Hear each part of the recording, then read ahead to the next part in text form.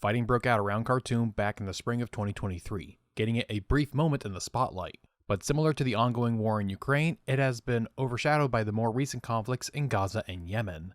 But just because it has escaped the headlines doesn't mean the fighting has stopped. I began to give you conflicts to this story in a previous video about the first Sudanese civil war from the 50s and 60s. And I'm going to be continuing giving you this context by showing you what led up to the second Sudanese civil war, which, for historical context, the second civil war lasted from 1983 to 2005. Alright? That's extraordinarily long. Like, at the start of that conflict, the US still had troops in Lebanon, and by the end of it, we were just 2 years into Iraq. It's crazy. An extraordinarily long conflict by standards of the 20th century. But the short version is that when the British gave independence to Sudan in 1956, most of the power was held by northern Sudan, which was predominantly Arab and Muslim, while the south was predominantly African and Christian, and the Arab Muslim government persecuted the southern Christians, trying to erase their culture and convert them to Islam. This resulted in Southerners fighting a guerrilla war against the government in Khartoum for nearly 2 decades. A peace deal was reached in 1972 with the Addis Ababa Agreement, with the government giving the South regional autonomy, with a particular emphasis on an exemption from Sharia law. This was made possible by Colonel Ghaffar Namairi, who took power in a coup in 1969, and unlike the leaders of the major political parties, he had no familial ties to any major school of Islamic thought, which made him less likely to push for Sharia law of his own accord. In addition to an exemption from Sharia law, the South was also given several other concessions, such as the creation of its own regional legislature, and its own government with its own cabinet, the High Executive Council. The legislature had authority over its own social and tax policy, but no authority over economic policy, which would become a big factor later. The agreement also created military quotas, such as requiring there to be an equal number of Southern and Northern soldiers stationed in the South. Southern soldiers were only to be stationed in the South, in order to serve as a deterrent to Northern soldiers from abusing their authority.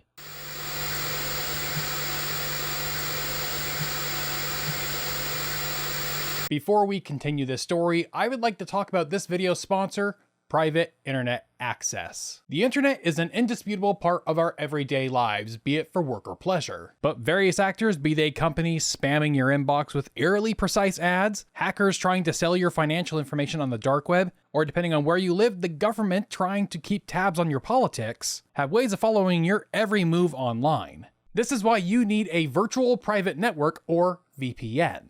VPNs keep you safe by routing your internet access through encrypting servers. Using the internet without a VPN is like trying to have a sensitive conversation in a crowded public place. Everyone can hear it. But private internet access can add that extra layer of security to your online life so that you can go about your day with peace of mind. But VPNs can do more than just protecting your private conversations. It can also unlock a whole new world of entertainment by multiplying the power of your streaming services. Streaming services have a bunch more movies and TV shows than are available in your country. But you can go into the PIA app on your phone or desktop and connect to a server from its 91 countries and 50 US states. And now you can watch all the shows that are available on that country's version of Netflix, Hulu, or whatever streaming service you're using. I personally like to use PIA in order to access Japanese Netflix and get all of that extra anime. You can also use one subscription to protect all of your devices. And if you run into any problems, they have 24/7 customer support with millions of satisfied customers. And they have a special offer for viewers of this channel. You can get 83% off a 2-year plan plus 4 months for free. And that comes down to just over $2 a month. Go to piavpn.com/casualhistorian or click the top link in the description to get private internet access today. Thanks again to PIA for sponsoring this video, but for now, back to the history. But not everyone was satisfied by the agreement. Many Southerners had wanted to push for full independence, not trusting Arab-controlled Khartoum to keep its promises, especially because the Southern regional government didn't have powers over economic policy. More moderate elements had wanted to replace the unitary state with a federal one, with both the North and the South receiving their own regional governments, with a federal government handling foreign policy and other national issues. They feared that giving the South regional autonomy within a unitary state would turn the national government into a de facto northern government, which would still have the authority to overrule the decisions of the South. Some of the fighters in the Anyanya and other militias didn't want to integrate into the national military or local law enforcement. Most of the officers in both the army and police were Arabs, continuing the disparity from before the First Civil War. The distrust of ex-rebels was reaffirmed when the national government failed to keep the 1-to-1 ratio of northern to southern soldiers stationed in the south. Out of protest, many rebels went into exile in neighboring countries, with some continuing their armed resistance, though to a smaller degree than before. But many of these fighters would get pulled into another civil war. As violence was calming down in Sudan, it began to surge in its neighbors. Chad had been in a civil war since 1965, and Ethiopia would descend into a civil war in 1974, when Emperor Haile Selassie was overthrown in a coup d'etat by the Marxist-Leninist Derg, who aligned the Ethiopian government with the Soviet Union. The Arab world began to pressure President Namairi to intervene in Ethiopia by arming numerous rebel groups in Eritrea, Gambela, and Oromia. This became a serious problem for Ethiopia when Somalia invaded the Ogaden region, with weapons received from the Soviets in exchange for leasing a naval base. There seemed to be a genuine fear of encroaching Soviet influence, so much so that Anwar Sadat was afraid of having to send troops into Sudan. The Ethiopian government warned Sudan to stop aiding separatist rebels, or else they would respond in kind. They would arm the remnants of the Anyanya, frequently referred to as the Anyanya II, as well as the exiled former Prime Minister Sadiq al-Mahdi. Northern politicians were even angrier at the Addis Ababa agreement than the Southerners, especially the Islamists, believing it would only foster more separatism. The agreement did give Namairi a boost in popularity amongst Southerners, whose loyalty was crucial in overcoming back-to-back coup attempts in 1975 and 76, both supported by Gaddafi and Ethiopia. Gaddafi's intention is to be the leader of the Arab world. And now he is calling himself the General Secretary of the Arab Unity or the Arab nationalism. He tried this with Sudan, Egypt, and he failed. He tried this with Sudan, Egypt, and Syria, and he failed. He tried this with Tunisia, and he failed. He tried this with Algeria, he failed. He tried this even with Malta, and he failed. But the agreement was also unpopular in Darfur, which is a unique region of Sudan. Most northern Sudanese are Arab Muslims, while most southern Sudanese are African Christians. Darfur is something of a mix. Southern and western Darfur are largely African, but are practicing Muslims, while northern Darfur are Arab Muslims. The Darfurian Muslims were ardently Islamic and were big supporters of Islamist policies. In fact, they were big parts of those coups from 1975 and 76, backing Sadiq al-Mahdi along with the Ansar militias. Prior to the Anglo-Egyptian conquest, Darfur had been an independent sultanate, and one of its princesses had been married to Muhammad Ahmed bin Abdullah, who led the Mahdist revolt against Egyptian and British rule in the 1880s and 90s. This tie to the Mahdists resulted in the African Darfurians becoming major supporters of Sadiq al-Mahdi and the Ummah Party, along with the Ansar militias. However, despite their ardent Islamist credentials, Arab Muslims saw African Muslims as spiritually insincere and embraced an Arab supremacism that would result in the Darfurians never fully fitting into Khartoum's image of Sudan. There were other divisions in the south other than rejection or acceptance of Addis Ababa. The Southerners were not a homogeneous group, but were divided, often rather sharply, along tribal and ethnic lines. The largest ethnic group were the Dinka, who made up about a third of the population of southern Sudan, and all other tribes feared an independent South Sudan would be dominated by the Dinka, and thus wanted to restrain their power, despite the Dinka never being politically unified. Ghaffar Namairi would exploit these divisions in order to prevent the South from building up the material and institutional strength needed for independence. Khartoum would intervene in every election in the autonomous region, bribing Southern politicians to elect their preferred candidates to the HEC. This was seen in 1972 with the election of Abel Alir to the presidency. His membership in the Dinka fed into pre-existing prejudices against them by other Southerners, thus making unified action against Khartoum more difficult. Alir's administration would be both incompetent and corrupt, leading to him losing re-election in 1978 to Joseph Lagu, the former leader of the Anyanya, and a member of an Equatorian ethnic group. Despite this, the Dinka were actually supportive of Lagu due to his promises of reform. Another complicating element to Southern politics was the return of refugees and exiles. During the First Civil War, a large number of South Sudanese fled to neighboring countries, settling in refugee camps, with large numbers having fled to Uganda under the rule of Idi Amin, whose government had armed the Anyanya militias. But the regime that succeeded Amin's in 1979 was more hostile to the South Sudanese, resulting in a large number of refugees that had been living in Uganda returning to Sudan, and Lagu would try to retain political power by appealing to these new constituents. These political and ethnic issues were compounded by economic ones, the biggest of which were in the south, between neglect during the colonial period as well as destruction from the First Civil War. So by the time the Addis Ababa Agreement was signed, southern Sudan had a nearly insurmountable climb ahead of it. But the post-war period was bad for Sudan as a whole. The early 1970s saw a global economic slowdown combined with inflation, and for countries with weak monetary systems to begin with, the inflation was even worse, and it would eventually undo the Namairi regime. Agricultural output had declined during the Civil War, which had the twofold problem of potential destruction from war, as well as large numbers of displaced people creating a labor shortage. By the late 1970s, Khartoum had a debt crisis and had to rely on the US to negotiate a debt payment plan with the IMF, on top of it becoming dependent on America for economic aid. And both the US and IMF expected budget cuts and other economic reforms, such as privatizing nationalized industries.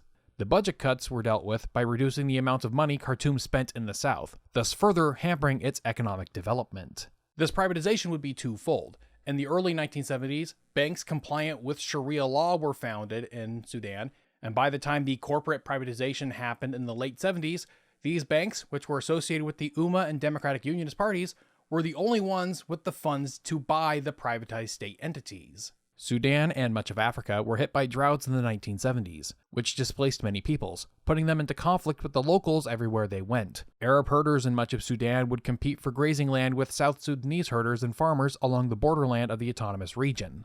We see similar problems up in Darfur, where Arab herders living along the border of the Sahara are forced to move south as the deserts shift, bringing them into conflict with the African Darfurians. And in most of these conflicts between Arabs and Africans, Khartoum sided with the Arabs. But not just in the courts, but in the forms of arms, giving weapons to Arab bands who would conduct raids on Darfurian and Dinka villages. Both the Sudanese and Egyptian governments, along with the Islamic banks in Sudan, would try to address the water shortages through irrigation projects, which would siphon water from the Nile. They mostly impacted southern farmers as water was brought to the less arable land in the north. Khartoum proposed the building of a canal in the Jonglei area to the HEC, and because many of them were on President Namairi's payroll, they didn't oppose the project. The canal was supposed to be accompanied by road construction as well, and it was sold to Southerners as a big infrastructure project for the South. But in reality, all the project did was take the one resource the South had at its disposal, with all the other infrastructure projects either being shoddily done or never started. And this wasn't some accident. As Douglas Johnson said in his 2003 book, The Root Causes of Sudan's Civil Wars, the conduct of the central government over the construction of the Jonglei Canal was a crucial test of its intentions. In the end, it demonstrated that the development of the southern Sudan was not an equal priority with the expansion of existing irrigation schemes downstream. As with oil, so with water. Khartoum proved itself to be more concerned with the extraction of the South's resources with the minimum return for the region itself.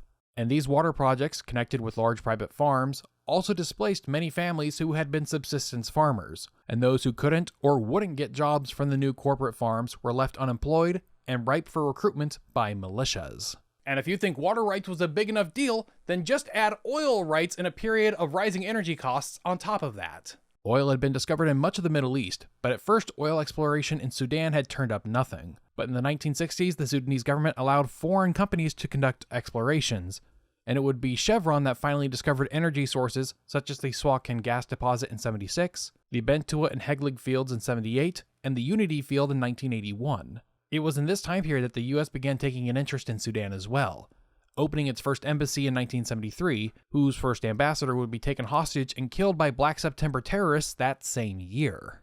What made these oil discoveries such a big deal was the location of the provinces they were found in. A bunch of the provinces where oil was discovered were along the border between the South Sudan Autonomous Region and the rest of Sudan. During the Addis Ababa negotiations, there was debate over how big South Sudan actually was. How big a role should ethnicity, language, religion, and culture play into which provinces go in and which go out? They came to an agreement on which provinces should definitely be included in the autonomous region, with the questionable regions to be determined later by referendum. But the referendums never happened.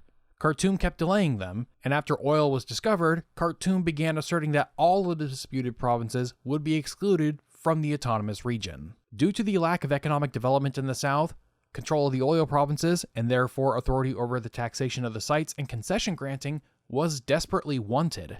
The South and Khartoum got into disputes over the construction of refineries and pipelines, and this would play into the internal politics of the South. Namairi would try to weaken other opposition groups by creating more autonomous regions across Sudan, granting them some powers over local affairs, but ultimately weakening them at the national level. He would also weaken them by calling for new elections at inconvenient times, such as in 1980 when he decided to support Abel Alir against incumbent Joseph Lagu. And Alir would reinforce his position through tribal nepotism by placing fellow Dinka in appointable positions across the autonomous region. But Lagu was not yet completely out of politics. After losing power, he began to encourage the breakup of the autonomous region into smaller regions, playing into the fear of the Dinka amongst Equatorians. He and his surrogates argued that it would improve administration and economic development, but Alir and other opponents argued that it would politically weaken the South, thus giving Khartoum more power over them. Namairi, only a year after calling an election to oust Lagu from power, would support his candidacy by calling another election in 1981. But it backfired, with Alir's coalition winning 2/3 of the Southern Assembly. In desperation, Namairi called another election which managed to weaken Alir's majority, who would elect Joseph James Tombura to the presidency, who supported a devolution of powers from the autonomous region to localities, while maintaining the region as a polity. Now, if you watch other videos about the Second Sudanese Civil War or read articles in some books, a big emphasis will be placed on the importance of oil in this conflict, and it falls in line with the general materialist interpretation that is very popular within academia and online these days. But the more I study this conflict, as well as other conflicts in post-colonial Africa, the more I find that it's actually more cultural and political issues are the real causes of the problems rather than economics. I mean, sure, water rights, oil rights, mineral rights were all at stake in the conflict. But that doesn't mean they were the cause. It's similar to the American Civil War. States' rights, economic systems, and taxes were at stake, but the actual cause of the war was slavery. War didn't break out when these other things were put in jeopardy. Well, the same thing is true about the Second Sudanese Civil War. When Khartoum decided to deprive southern Sudan of access to oil and siphoned its water, the South didn't rise up. The ultimate cause of the Second Civil War was a violation of the South's legal and cultural autonomy. Remember earlier when I said that Namairi was able to pursue the Addis Ababa Agreement because he didn't feel compelled to push for an Islamist theocracy? Well, that freedom didn't last long. In the mid-70s, Libya backed 2 coup attempts that received support from the Islamist forces of the Ansar militias and the National Islamic Front, along with support from Darfurian soldiers and the army. This made Namairi realize that he couldn't write off the Islamists, so starting in 1977, he began an appeasement campaign, starting with pardoning Sadiq al-Mahdi and his brother-in-law, Hassan Turabi, who would be allowed to return from exile and be released from prison respectively. He would appoint al-Turabi as Attorney General, who began drafting a new legal code based on his vision of Sharia law, which included dismemberment, stoning, and crucifixion as viable punishments. And Turabi would place members of the NIF in offices across the government to secure his own position. Namairi also made promises to renegotiate the Addis Ababa Agreement in order to weaken the autonomy of non-Arabs and non-Muslims. This increasing friendliness towards Islamism would result in Khartoum building close ties with Iran after the 1979 revolution ousted the Shah. What's weird is that this was done simultaneously while recruiting Sudanese to fight for Iraq during the Iran-Iraq War in the name of Arab unity. But Namairi would also undermine calls for Arab unity by its covert relations with the Israelis. When Egypt signed the Camp David Accord with Israel in 1979, Sudan was the only other Arab country to endorse the decision, despite it maintaining the 3 no's of the 1967 Khartoum Resolution. And after Sadat was assassinated in 1981, Namairi was one of only 2 Arab leaders to attend his funeral. Attending the funeral alongside Namairi was the Israeli Defense Minister Ariel Sharon, who would secretly meet with him. A pair of businessmen from Israel and Saudi Arabia were devising a plot to overthrow the Ayatollah in a rebellion led by the ousted Shah's son, Riza Pahlavi, with fighters trained in Sudan armed with Israeli weapons. The plot would ultimately go nowhere due to Israel's invasion of Lebanon in 1982, diverting all weapons allocations to its own war effort. What ultimately brought them into secret collaboration was a mutual disdain for Gaddafi, as well as Khartoum wanting to avoid the Israelis intervening in another one of their civil wars. But with or without the Israeli help, the Southerners would foment their own rebellion. Enter John Garang, a Dinka officer who spent much of his childhood living in exile in Kenya during the First Civil War. He would go to university in the US, receiving a bachelor's degree in economics, and returned to Sudan in 1969 to join the Anyanya, where he became the right hand of Joseph Lagu and participated in the Addis Ababa negotiations. When the Anyanya were being integrated into the army, Garang was given the rank of colonel and then allowed to continue his education in the US at Fort Benning, Georgia, and Iowa State. Upon his return to Sudan in 1981, he began orchestrating a revolt, making contact with army officers across southern Sudan. In January of 1983, President Namairi began issuing orders for southern Sudanese soldiers to be redeployed to the northern Sudan, which was a violation of Addis Ababa, and the southern officers within Garang's conspiracy refused to comply.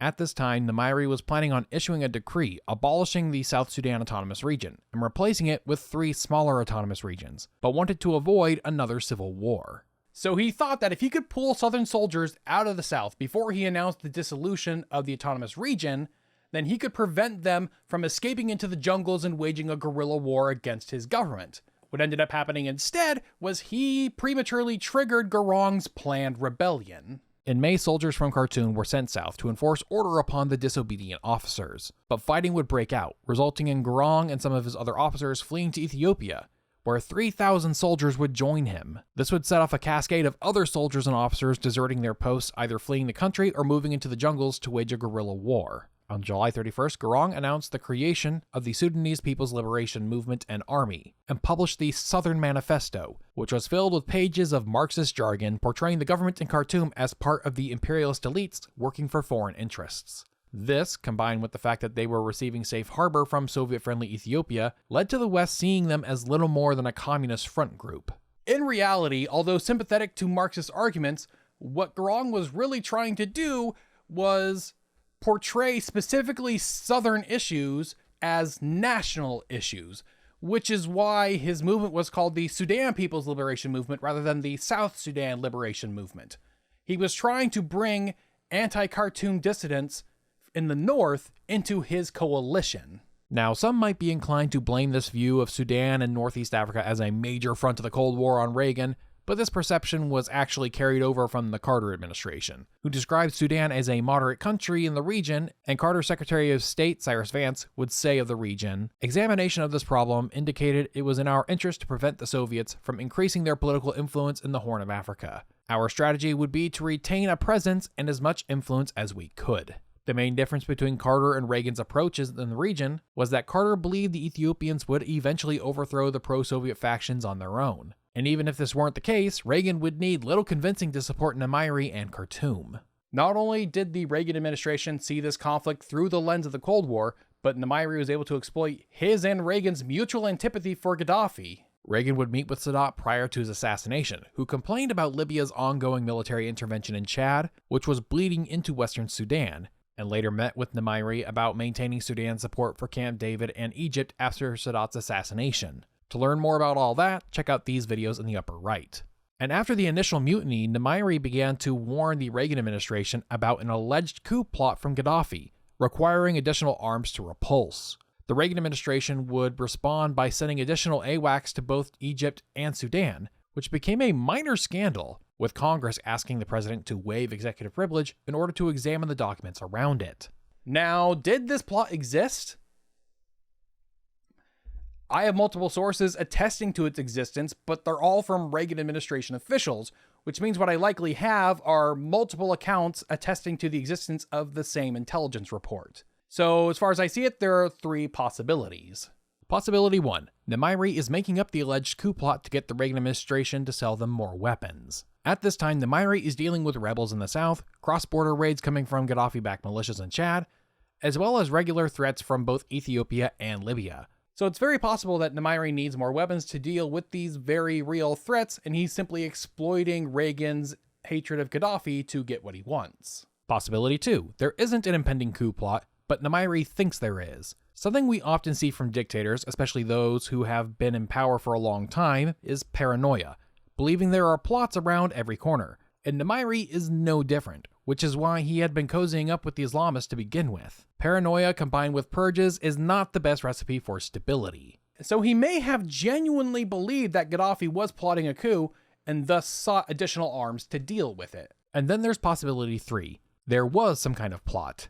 Fact of the matter is, Gaddafi's Libya had its fingers in a lot of countries' affairs in the 70s and 80s. They were actively interfering in Chad's ongoing civil war at this time, and had, in fact, backed several coup attempts in Sudan in the past. So the idea that Gaddafi was planning something, although not verified, is entirely believable. So yeah, thanks to the Reagan administration's hatred of Gaddafi and their penchant for looking at every conflict through the lens of the Cold War, they were willing to provide Nemairi with the arms he wanted. But the rebels had other problems, namely unifying themselves against Khartoum. As a member of the Dinka, Garang made the SPLM look like a Dinka organization, and the pro-Khartoum Southerners would refer to its militia as a Dinka army, and refer to attacks on Southern soldiers as a war on the Dinka. Prior to the publication of the SPLM's manifesto, President Nemairi issued Republican Order No. 1, which formally abolished the Southern Autonomous Region and replaced it with 3 smaller regional governments. This order also abolished southern units of the army, and abolished the popular election of provincial governors, making them a position appointed by the president.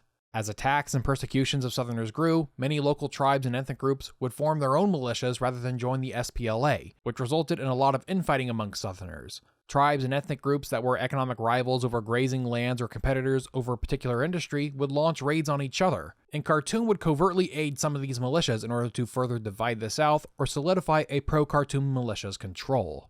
Garang also faced internal challenges to his authority, with veteran Anyanya fighters believing they should be in charge of the revolt. When Garang felt one of his commanders was getting too popular, he would reassign them to another theater where they would see no action, or face certain defeat. Garang and the SPLM managed to be far better organized than the Anyanya had ever been, but this relied on brutal tactics to keep his subordinates in line.